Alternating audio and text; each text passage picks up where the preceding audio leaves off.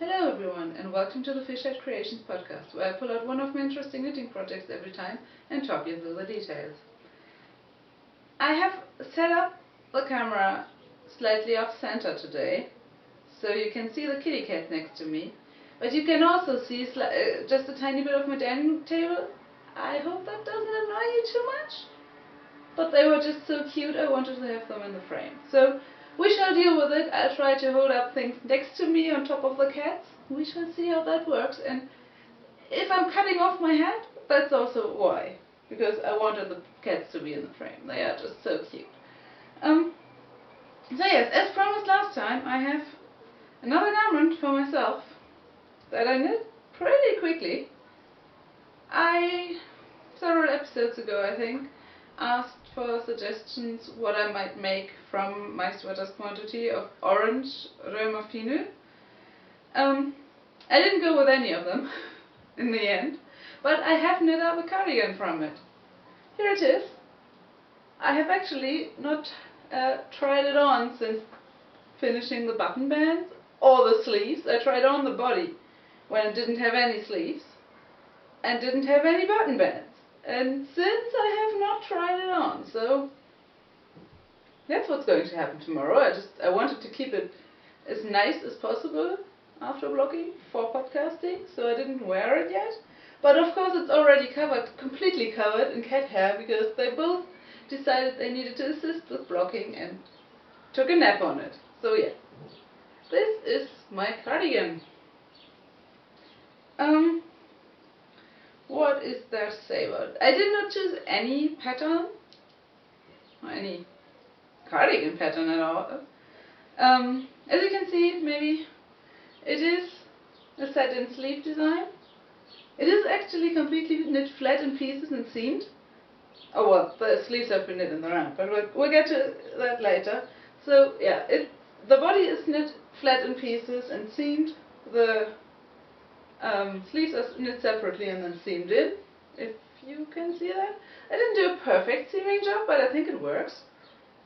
It looks okay. So what I pretty much did was mesh up two patterns and then do my own thing with them. So the basic shape of the whole cardigan is taken from Etwas Penisstekofte from Kofteboeken. If you remember or if you watched back episodes, my first all-over colorwork cardigan, which I knit last year to wear at my best friend's wedding, that one was knit in the round and steeked, but still a satin sleeve design, and the sleeves were knit separately. I took that one and adjusted the shape slightly because it's still quite wide in the shoulders, and I took it in by 10 stitches compared to 8 stitches. I took in the shoulders significantly more compared to the original pattern, and I did slightly narrower sleeves because I wasn't doing all over color work. But that's pretty much all the changes I made to that. So that's where I took the basic shape from. It has a narrower waist and then increases out. I did the body slightly longer than intended, so yeah, I will have to try it on and see how exactly it fits and determine how to wear it from there. A task for another day. Back to the constructions. So the pattern you see on this cardigan is taken from the HG mitts, which is a free pattern on Ravelry for just fingerless mitts. And I saw them first on the podcast of Eva, The Charm of It. And I recently rewatched all her podcasts, and I knew I wanted to do a seamed satin sleeve design from this yarn, which matched perfectly with the fact that she is always knitting seamed satin sleeve designs. And she mentioned when she was knitting the HG mitts that she would imagine them to look really nice in a sweater, and that's pretty much where I got the inspiration for this from. So what I did was I started with a bag. I knit the whole thing flat on straight needles.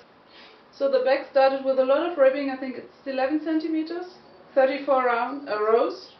Then I did one purl ridge, which I took from the Ennis pullover, which I knit last year, the year before, quite a while back. If you look back to previous episodes, there's one about it, I think, I'm pretty sure.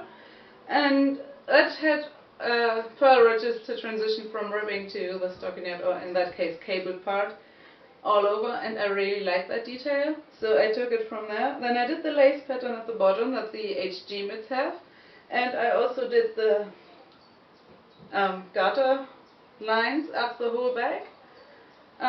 Yeah, just standard satin sleeve shaping here. Took it in quite far because I have pretty narrow shoulders and I don't want, or I want the shoulders to sit at my natural shoulder and not several centimeters out, which the Atrasch Penisstekofte does. So I took it in quite a bit more. Then the HG mitts, they have a ribbing, then a lace pattern, then the garter ridges, a lace pattern, and another ribbing. And this top lace pattern I only did for the bit where I was binding off for the back neckline, and then there's a slightly sloped shoulder where I bound off in 3 stages. So there's only 4 of these lace repeats at the top. I think you can see them if I hold it up this way. And there's significantly more.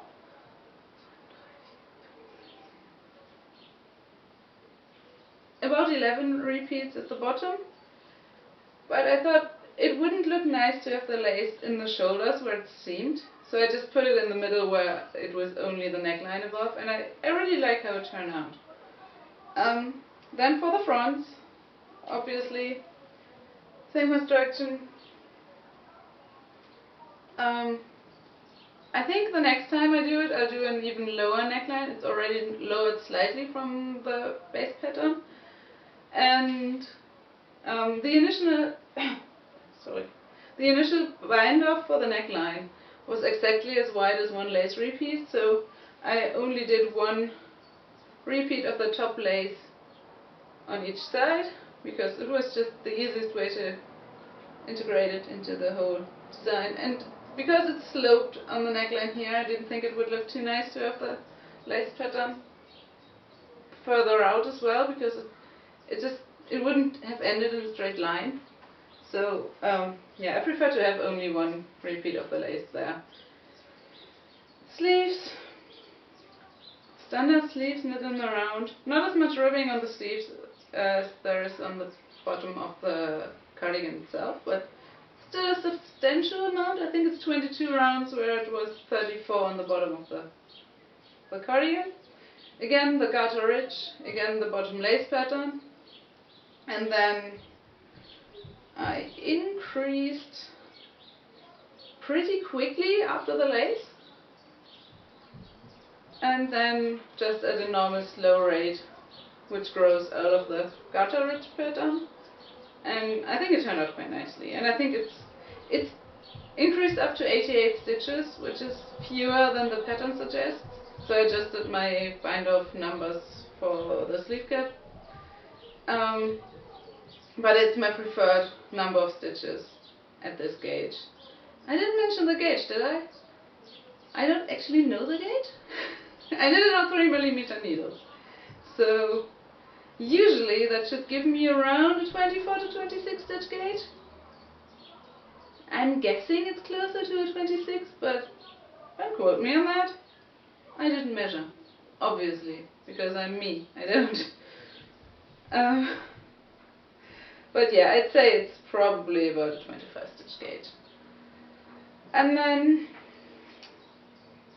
I usually, so when I finished the back and the 2 front pieces, I seamed together the body, and usually that's when I would do the button band and neckband. But in this case, I knew I had 8 balls of yarn total, but only 6 of them were the same dye lot. So because of the dye lot issues, I decided to knit the sleeves first after finishing the body and seaming it up, because if I was going to have to break into one of the skeins of a different dye lot, I wanted it to be in the button band and the neckband, which doesn't flow as much as a sleeve cap would do if there were any color differences. So I didn't want to risk having to break into another dye lot just for the last bit of the sleeve cap, because that would make it very obvious if the colors were different. But on the button bands I don't think it would have bothered me. And I did actually have to break into the 7th skein, only for the button band. I finished the neckband and the buttonhole band in the same dye lot, and then had to break into the other one just for the button band. And I don't think there's any visible difference. And I didn't measure correctly, and it was just so in the flow when I was knitting the back. First piece, I was so excited because I finally started this project.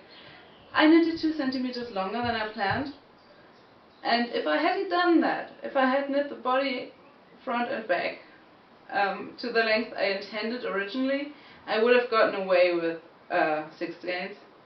But yeah, I had the 7th and 8th. I'm happy to have leftovers from this yarn because it's such a nice colorwork yarn. I will always find a use for it. But I could have gotten away with only 6 skeins had I measured correctly and in the way I had planned. But yeah, I was glad to have the 7th skein, and if I hadn't had that, I would probably have ripped back in the back. But yeah, because I knew I was on the safe side yarn-wise, I decided a slightly longer cardigan would be fine as well. What else? I don't think there's too much more to say. I did the garter ridge for the button band and the neckband as well. As always, I did just a normal bind off, so knit 1, purl 1, pass previous stitch over, knit 1, pass previous stitch over, etc. for the neckband, because in a cardigan it doesn't have to be too stretchy. You don't need to get it over your head, and I want the structure this bind off provides. And then for the button bands, I always pick up 1 stitch for every 2 rows. So yeah, just very few stitches compared to the number of rows. And then I do, is it Jenny's surprisingly stretchy bind off? The one that usually flares out quite a bit. But at this pickup rate, I have to stretch out my button band so much that it really nicely lies flat, this whole bind off. And the button band doesn't have any excess fabric that's gaping.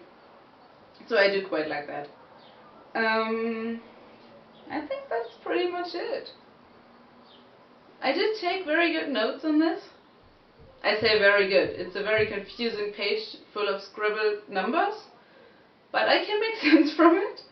So I will try and see how this wears and use it as a base for other future satin sleeve garments, because I do really want to explore satin sleeve designs more, and especially seamed garments, because I think if I want to knit anything, maybe in a superwash, maybe just exploring different yarns and fibers, having the option to have a base pattern that fits you well with a seamed construction just allows so much more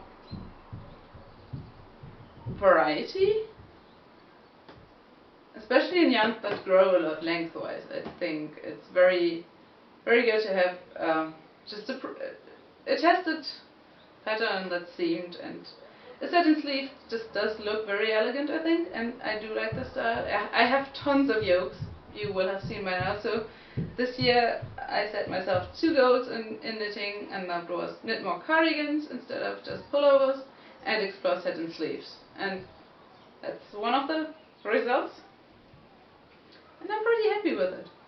I considered getting just nice brass buttons maybe for it, but I didn't really find any, and I didn't want to order and then don't like them and have buttons lying around, so I just went with the black buttons I bulk ordered a while ago. This yarn is pretty heathered and just dyed on a naturally colored base, and there's quite a few black hairs in here and black fibers, so I think the black buttons work quite well.